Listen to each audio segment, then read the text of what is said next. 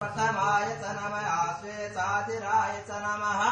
सिंहाय च सिद्ध्याय च नमः पूर्व्याय च वसन्याय च नमो रात्याय दिव्याय च नमो ज्येष्ठाय च कनिष्ठाय च नमः पूर्वपदाय च नमो मध्वाय च प्रभाय च नमो धन्याय च बुद्ध्याय च नमः योग्याय प्रतिसर्याय च नमो याम्याय च चर्याय च नमः श्लोक्याय च वसन्याय च नमः पूर्व्याय च कल्याय च नमो वन्द्याय च वत्साय च नमः सर्वाय च सर्वाय च नमः आशेनाय च नमः सूराय च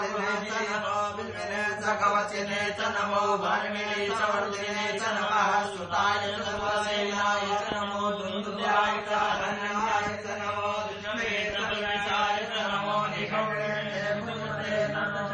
सायुधिने च नमः स्वायुधाय च तन्वने च नमः